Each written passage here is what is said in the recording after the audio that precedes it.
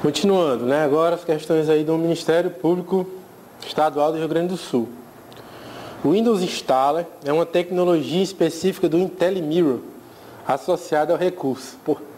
Aí é o seguinte, esse IntelliMirror, andei pesquisando, ninguém descreve o que ele é.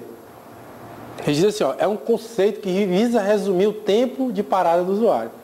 Seria algo que seriam várias ações no sentido de, se vai fazer uma atualização, isso ocorre de forma automática para o usuário. Aquela atualização automática do Windows lá, que dali era o conceito lá de IntelliMirror.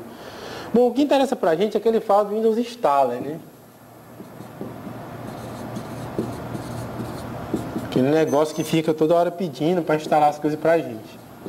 Que aí estaria ligado ao conceito de IntelliMirror, que seria o quê? Ele, justamente para ele baixar e depois pedir para instalar para a gente não perderia tempo, né? Enquanto a gente está ali, não precisa a gente ir para baixar, para depois instalar. Não, ele já vai baixando aqui para a gente, aí depois só pede para instalar. Aí ele coloca, isso aí está ligado ao quê? Gerenciamento de dados do usuário. Nada a ver, né? Porque ele está falando de Windows Installer. Aquele negocinho que baixa as coisas para a gente. Então, isso aqui estaria falso. Né? Gerenciamento das configurações, tudo em relação ao usuário está errado. A gente está falando de installer. Esse installer aqui está relacionado aos softwares mesmo.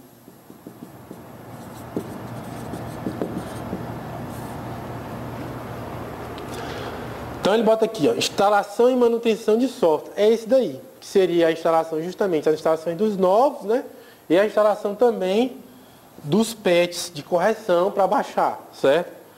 Serviço de instalação remota. Isso aqui podia enganar, mas isso aqui está ligado mais a... poderia enganar também. O cara aqui também... Isso aqui não é uma questão fácil, não é uma questão... Mas isso aqui está ligado àquele... O administrador de rede forçar a instalação em determinados locais, certo? E gerenciamento das configurações do computador. Bom, esse aqui também seria... Dá para você usar um certo nível de sagacidade, né?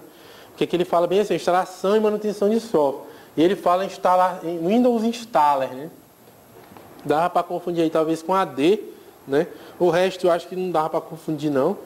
E para saber mesmo assim, firmeza, só um cara que mexe muito com a parte de ambiente de rede, o Windows, né? Parte corporativa também de rede. E olhe lá, né?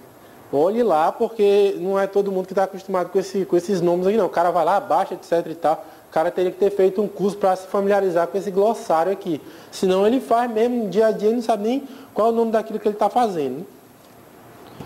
Bom, essa questão 2 aqui é uma questão interessante, né? Uma questão que ela cai muito, né?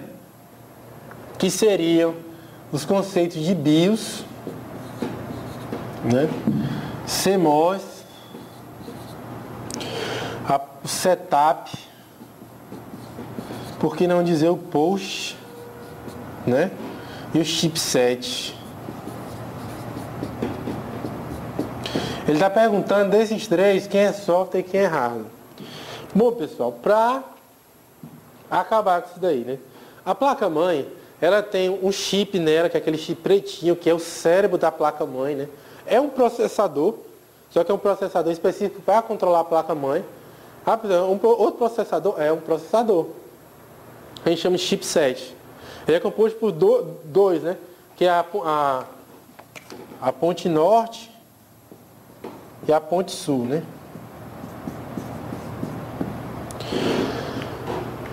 Dentro desse chipset, certo? Dentro de uma memória ROM, né? Um tipo de memória ROM. Antigamente era EPROM, ou seja, você conseguia inclusive atuar, atuar BIOS da placa-mãe, né? Vai atuar BIOS da placa-mãe. Se você atualiza é porque ela não era uma memória ROM pura. Hoje em dia ela é uma flash ROM, certo? Isso aqui é uma flash ROM.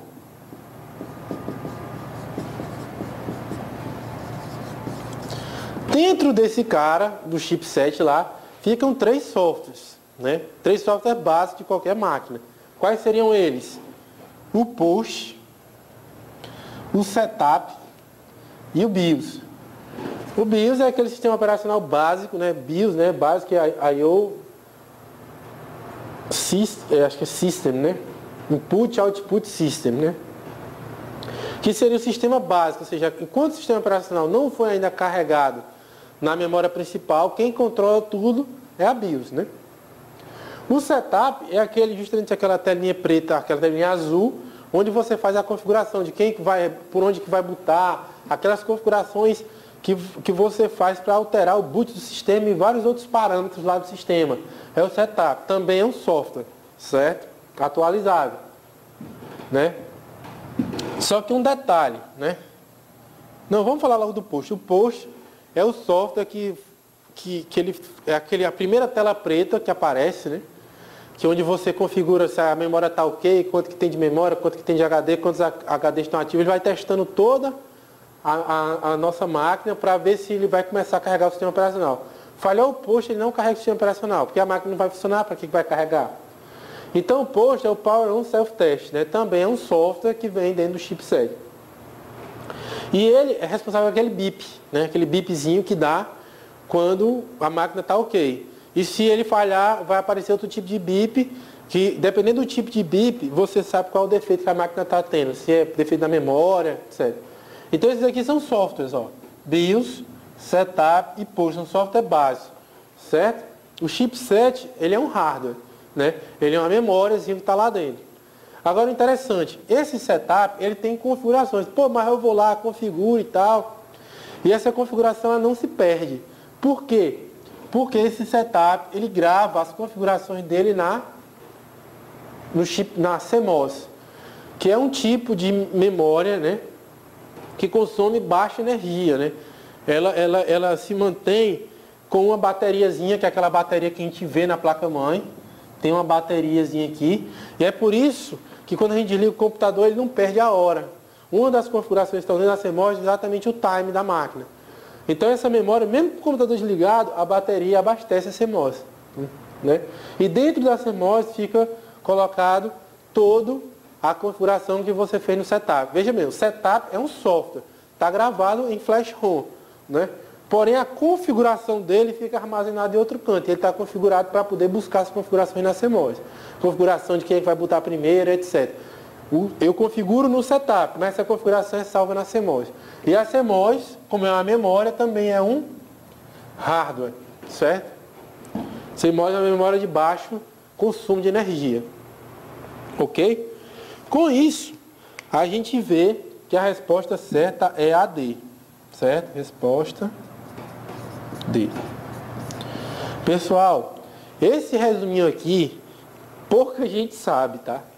Pouquíssima gente sabe. Ninguém diferencia BIOS de setup, tudo é a mesma coisa. Não tem post, ninguém sabe nem o que é post, né? Setup é a mesma coisa de BIOS, todo mundo acha que é a mesma coisa, né? E não é, certo? Esse resuminho que eu dei aqui, vocês podem encontrar ele em sites como o Clube do Hardware, então no InfoExtra, tem bonitinho. E é causa de muito erro em questão, né? Você não consegue diferenciar. Não é à toa que ele perguntou aqui agora, porque realmente muita gente não sabia, não é um negócio trivial, tá? Então a resposta aí é a D. Ele vai dizer que é software, né? Hardware e software, certo? E os outros aqui só para complementar a explicação. Então vamos aqui no MPE, também questão número 1. No microcomputador, uma memória cache L1 encontra-se fisicamente. Pessoal, a cache L1 ela está dentro do processador, tá? Às vezes, dependendo da arquitetura, a L2 também está lá dentro, né? Ela seria no segundo nível ali de cache, estaria dentro também. A L3 normalmente está fora, mas depende da arquitetura. Já teve prova que o cara perguntou, a L2 fica dentro do processador. Aí, cara, não, depende da arquitetura, depende se é AMD, se é Intel, aí eles vão colocar ou não dentro do processador. A L1, sem dúvida, está dentro do processador, e normalmente a L3 está fora, certo? Nível L3. Agora, depende, cara. Isso aí depende pra caramba. Normalmente, cache era pra estar dentro, né? Dentro, sim. Ele fica dentro da mesma pastilha, né? Não quer dizer que ele esteja dentro do núcleo do processador. No núcleo do processador tem o quê? Tem um registro, né? Os registros que são as memórias mais velozes, né? Ok? Então, ele fala assim, ó. L1 está dentro do processador. E ele é o primeiro recurso, né? Depois dos registradores, que na memória cache que o processador vai buscar antes de procurar na memória RAM. ele vai procurar nos 3 níveis de cache, se for assim, né, se tiver os 3 níveis, só então que ele vai para a RAM. Né? Então, se a gente ler aí, ó, AB, dentro do processador e funcionalmente entre o processador e a memória RAM. Né? Mas a gente pode fazer aqui a hierarquia de memórias. Ó. Primeiro o processador vai buscar onde? No registro. Depois, nos níveis de cache. Cache e cache. Né? Aí L1, L2, L3, né? Dependendo do processador, da arquitetura. Aí depois, na RAM. Depois, antes era HD, mas hoje a gente tem um negócio chamado, ó, flash. Ou seja, a gente está usando hoje pendrive com memória de swap, né? Porque ela é mais rápida do que o próprio HD. Então, na hierarquia de memória hoje entra a memória flash, certo?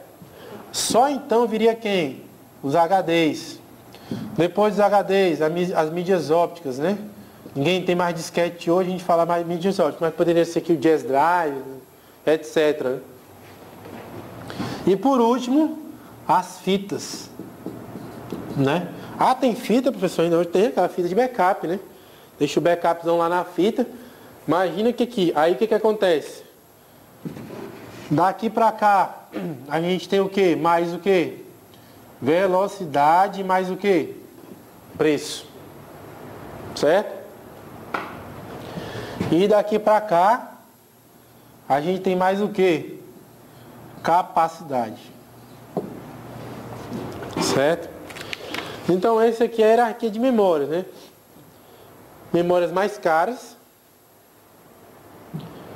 memórias mais baratas, ou seja, o custo de... Quando eu falo mais barato, não é o custo absoluto, é o custo por byte, né? Então, aqui a gente vai ter armazenamento enorme de capacidade, né? Fitas aí com 20 GB, uma fita consumindo 20 GB, mais lento, né? Se você for buscar você depender de um processamento que está de um arquivo que está na fita, vai demorar muito, né? No registrador está dentro do processador, está lá dentro mesmo, certo? Essa aqui é a hierarquia de memória. Analisar essa aula aqui. 6 aí do TSE Alagoas já, né? Mudou aí do MPE para o TSE. Ele fala assim, ó, gravação e leitura dos dados em uma série de ciclos concêntricos que são feitos no DVD somente no tipo. Pessoal, essa questão aí dava para usar um nível de sagacidade, né? Embora você não soubesse toda essa sopa de letrinha de disco, como é que é, RW, W, etc. É o seguinte, ó, existe o disco RAM, né, para você gravar e regravar várias vezes. E ele reproduz, como ele é RAM, ele reproduz ciclos concêntricos. Normalmente, essas mídias de CD e DVD, elas são espirais, são contínuas que a gente chama. Você vai gravando, vai no espiral. Elas não são concêntricas, você não tem trilhas nela. Não tem. Onde é que você tem trilhas? Trilhas, setores, etc. Justamente memórias normalmente regraváveis, né? São feitas para gravar e regravar. Memórias RAM. Aí você vai ter um disquete, né? Seja ele qualquer tipo de disquete. No HD, ele é feito assim. E no DVD RAM. Né? No DVD RAM, como ele é feito para gravar e regravar, aquele Jazz Drive também, antigamente, também ele é concêntrico por setor. Então, todos os equipamentos RAM, eles vão reproduzir aqueles esquemas de setor, cilindro, trilha do HD. Né?